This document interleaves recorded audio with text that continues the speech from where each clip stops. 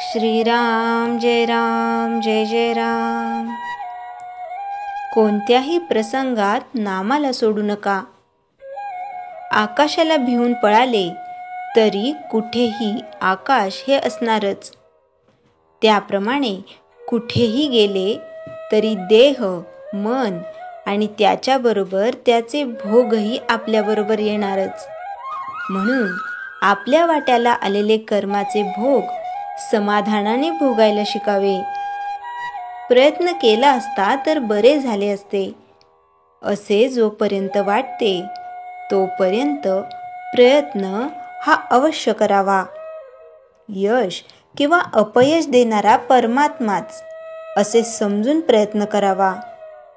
सर्व कर्तृत्व त्याच्याकडेच द्यावे. तुझी सेवा किती दिवस करू असे परमेश्वराला विचारणे म्हणजे सेवेत कमीपणा आलाच. तसेच त्याच्या नामाबद्दलही मुदत कशी घालता येईल. विषय किती दिवस भोगू असे नाही आपण म्हणत. मग नामाबद्दलच का असे विचारावे. आज एक भगवंत टोकाला आणि दुसऱ्या टोकाला आपण आहोत. त्याच्या नामाने त्याला जवळ आणावा. आपल्याला जितका आपल्या देहाचा विसर पडेल तितका भगवंत आपल्या जवळ येईल. भगवंताच्या नामातच सत्संगती आहे. प्रपंचामध्ये कसलेही प्रसंग येऊ द्या, तुम्ही नामाला सोडू नका. मनाला रिकामे ठेवले की ते विषयाच्या मागे धावलेच समजा. म्हणून आपले मन नेहमी गुंतवून ठेवावे. उठणे, बसणे, जप करणे, वाचन करणे, गप्पा गोष्टी करणे, चेष्टा विनोद करणे वगैरे सर्व क्रियांमध्ये भगवंताशी संबंध आणि संदर्भ ठेवावा. हेच अनुसंधान होय. भगवंताचे अनुसंधान हे आपले ध्येय. त्याला अनुसरून बाकीच्या गोष्टी आपण करूया. आपली वृत्ती आणि भगवंत यांना जोडणारी साखळी म्हणजे भगवंताचे नाम होय. म्हणून आपली वृत्ती सदैव नामामध्ये गुंतवून ठेवावी. नामाचे अनुसंधान टिकेल अशीच उपाधी बाळगावी. नाम नुसते घेतल्याने काम होईल, पण ते समजून घेतल्याने काम लवकर होईल. नाममुखी आले की सत्कर्मे आपोआप होऊ लागतात. आपल्या प्रत्येक कर्माचा साक्षी राम आहे असे समजून वागावे. म्हणजे दुष्कर्म हातून घडणार नाही.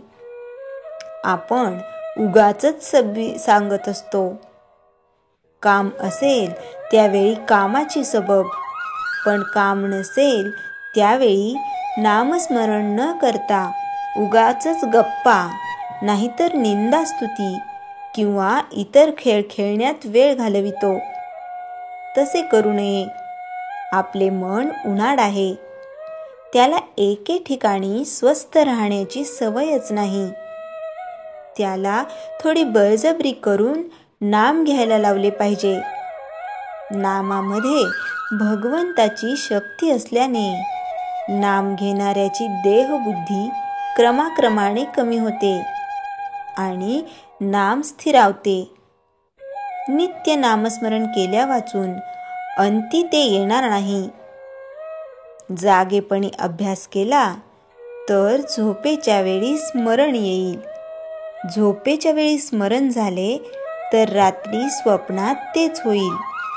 आणि असा सदोदित ध्यास ठेवला तर मरणाच्या वेळीही तेच स्मरण राहील. श्रीराम जय जय राम. चैतन्यवाणी. नाम घेता घेता नामाशी इतके तादात्म्य व्हावे की मी नाम घेत आहे हे सुद्धा विसरून जावे. श्रीराम जय जय राम. जयाच्या जनी जन्मनामार्थ झाला, जयाने सदा वासनामात केला. जयाच्या मुखी सर्वदा नाम कीर्ती, नमस्कार तया ब्रह्मचैतन्यमूर्ती. श्रीराम जय राम जय जय राम.